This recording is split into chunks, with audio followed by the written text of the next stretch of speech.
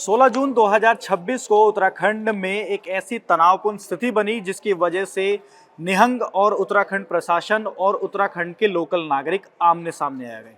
Unedited के इस episode में आपका एक बार फिर से स्वागत है। मेरा नाम दीपक है और हम आपको बताने वाले हैं कि 16 जून 2026 को आखिर हुआ क्या। 300 निहंगों ने क्यों किया उत्तराखंड कूच, क्या है पूरा मामला, डिटेल में आपको बताएंगे। तो दरअसल शुरुआत करते हैं, यह पूरा मामला उत्तराखंड बॉर्डर 300 प्लस निहंग सिखों को क्यों रोका गया।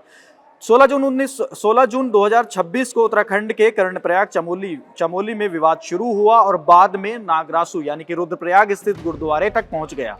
इसके बाद निहंग सिखों और उत्तराखंड प्रशासन के बीच कई दिनों तक तनावपूर्ण स्थिति बनी रही।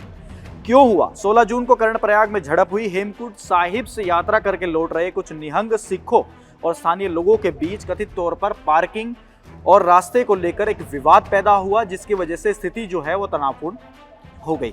विवाद बढ़ने पर दोनों पक्षों के बीच हिंसक झड़पें भी हुई, जिसमें कई लोग घायल हो गए। पुलिस ने मामले में एफआईआर दर्ज की और 4 निहंग सिखों को गिरफ्तार कर लिया। अब पुलिस ने जैसे ही मामले में एफआईआर दर्ज की और 4 निहंग सिखों को गिरफ्तार किया, उसके बाद बवाल बढ़ता चला गया और राष्ट्रीय मीडिया की सुर्खियों में आ गया। गिरफ्तारी के विरोध में प्रदर्शन होने शुरू हो गए और आपको बताएं तो गिरफ्तार निहंगों की रिहाई की मांग को लेकर अन्य सिख उत्तराखंड पहुंच गए। उत्तराखंड पहुंचने के बाद उन्होंने आरोप लगाया कि गिरफ्तार लोगों के साथ यानी कि जो 4 निहंग सिख गिरफ्तार किए गए थे उनके खिलाफ उनके ऊपर अन्याय हुआ है और इसके ऊपर निष्पक्ष जांच जो है वो होनी चाहिए। दूसरी ओर स्थानीय लोगों और प्रशासन का ये कहना था कि कानून के अनुसार जो भी कार्रवाई हो वो पूरी करनी होगी। अब इसके आगे बताते हैं। पुलिस और पीएसी ने भारी सुरक्षा तैनात की, यानी कि हालात को देखते हुए उत्तराखंड सरकार हरकत में आई और उत्तराखंड की पुलिस और पीएसी भारी सुरक्षा में तैनात हो गई और एक तरह से एक मिनी बॉर्डर वहां पर बना दिया गया। एक तरफ निहंग सिख थे और दूसरी तरफ लोकल लोग थे। ये मामला शुरू कहां से हुआ आपको बताएं तो बॉर्डर पर बैरिकेड लगाकर एंट्री को रोका गया, यानी कि एक तरफ भारी तादाद में निहंग सिख खड़े हुए थे और दूसरी तरफ सुरक्षा बल खड़े हुए थे। रुद्रप्रयाग जिले के नागरासु स्थित गुरुद्वारे में कुछ निहंग सिख पहुंच गए।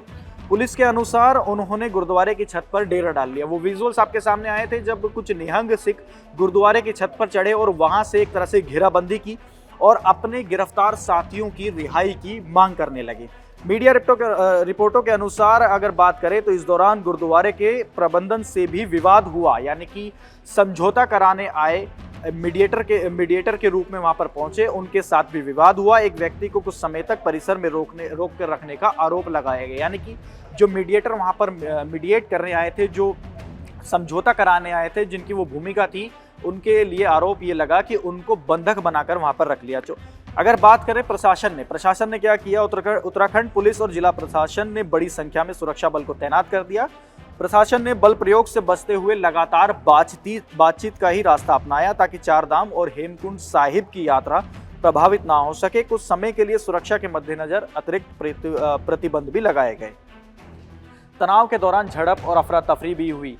इस दौरान पुलिस और जो निहंग थे उनके बीच में एक झड़प भी देखने को मिली, संघर्ष देखने को मिला, जहां पर मामला जो था वो हिंसक होते गया, लेकिन पुलिस ने बड़ी सूझबूझ से वहां पर मामला समझा बुझा करके वहां पर शांति की अपील की।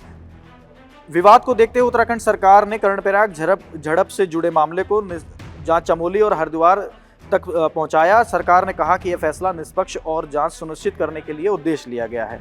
72 घंटे तक चले इस गतिरोध से पंजाब से निहंग सिख आए और कुछ जगहों पर बैरिकेड तोड़ने की कोशिश की गई। जो उनकी तरफ से जो एक तरह से पूरा ग्रुप आया था और प्रशासन के बीच बातचीत निकाली। छत पर मौजूद निहंग गुरुद्वारे से नीचे आए और बाद में शांतिपूर्ण तरीके से उत्तराखंड के लिए रवाना हो गए। प्रशासन ने कहा कि स्थिति सामान्य हो गई है और यात्रा पर कोई भी बड़ा असर नहीं पड़ेगा।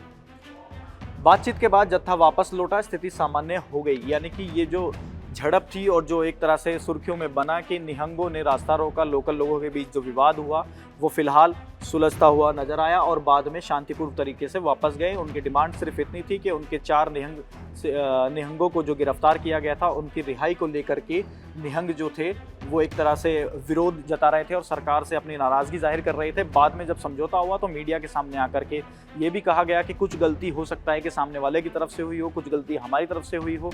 फिलहाल मामला शांतिपूर्ण तरीके से निपट गया है।